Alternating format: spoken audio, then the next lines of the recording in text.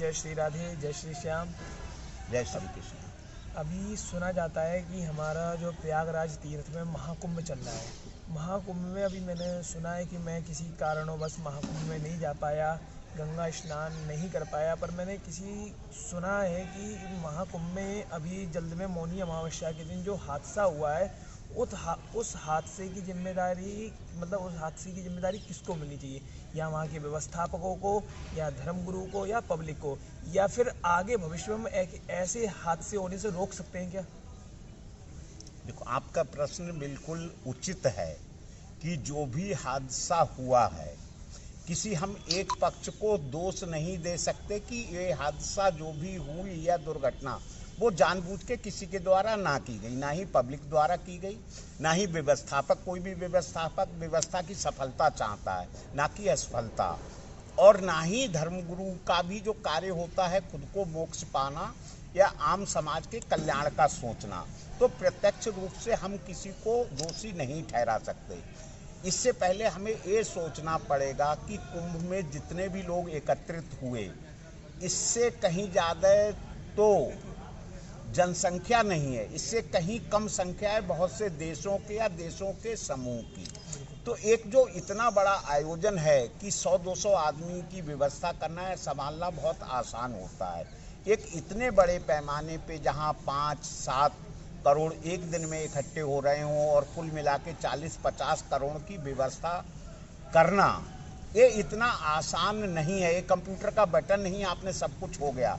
लोग क्या व्यवहार करेंगे, उस समय पे क्या स्थिति बनेगी, ये इन सब घटकों पे निर्भर करता है।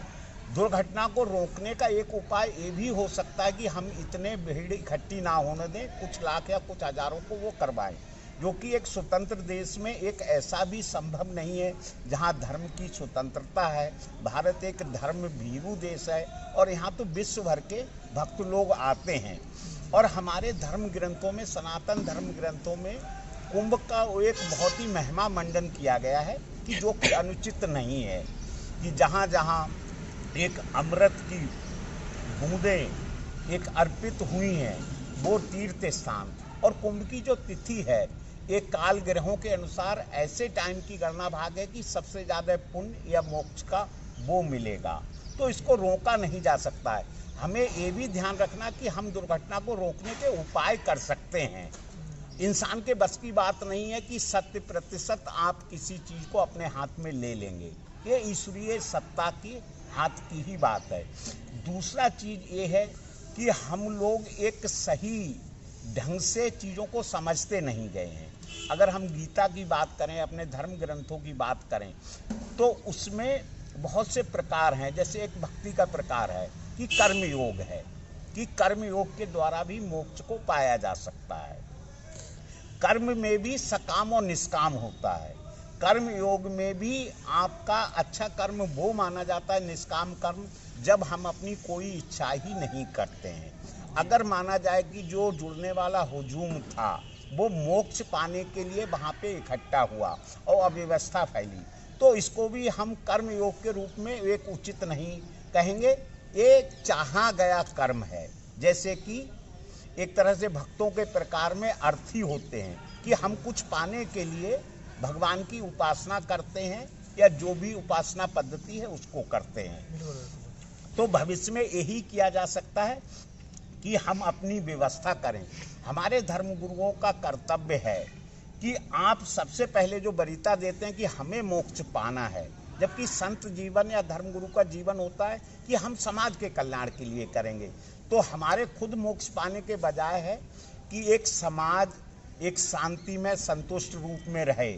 अगर हमें पता है कि इतनी बड़ी संख्या को नियंत्रित करना एक असंभव है, ईश्वर के अतिरिक्त कोई भी इतना अच्छे ढंग से नियंत्रित नहीं कर सकता है, तो हम अपने जनमानस से पहले अपील करें कि ये पर्व बहुत उच्च है।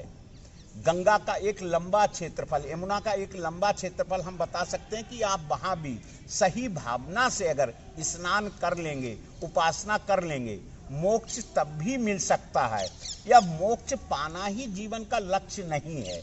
आपने अगर कोई भी ऐसा कृत्य किया जो समाज की भलाई के लिए, जो प्रकृति के भलाई के लिए है, तो अपने आप से ही एक वो मोक्ष की परिभाषा में आ जाएगा और उसका हमें चाहे अनचाहे एक उचित फल मिलेगा।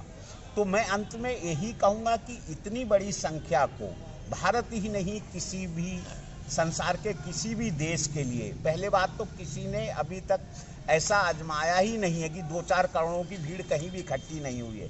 हिंदुस्तान में ऐसा होता है कि 7 करोड़ की, 10 करोड़ की या 40-50 करोड़ की जो भी व्यवस्था होगी। क्योंकि जो आम जनमानस है, भक्त है, वो जरूरी नहीं है कि सही धर्म या सही अधर्म को जाने।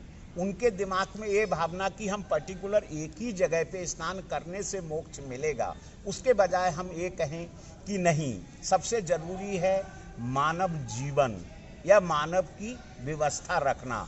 तो हम एक लंबे क्षेत्रफल में भी स्नान करने से हमें वो मिल जाएगा। और बजाय किसी एक डेट के बजाय सारा समय तो ईश्वर की रचना है, सारे स्थान तो ईश्वर के रचना है। तो हम अपने अंदर जो भावना कर लेंगे, ठीक है, एक सगुण भक्ति में कुंभ आता है, उसके अपने फायदे हैं। एक जिज्ञासुओं के लिए, एक रिसर्चर के लिए बहुत अच्छी जगह होती है कि दुनिया भर के भक्त हैं, सन्यासी हैं, अखाड़े एकत्र होते हैं, उस बारे में जानना। एक व्यवस्थापकों के लिए सबक हो सकता है कि कैसे मैनेजमेंट किया जाता है। लेकिन भविष्य की कोई भी चीज़ की गारंटी नहीं होगी, तो इसमें हम ऐसे कह सकते हैं कि किसी को भी हम पूर्ण रूप से जिम्मेदार ना हो। व्यवस्था को सुधारने की हमेशा संभावना रहती है। हम अच्छा प्रयास करें, जो भी सबक मिलते हैं भविष्य के लिए उससे और अच्छा करने का प्रयास करें। जय श्री कृष्ण।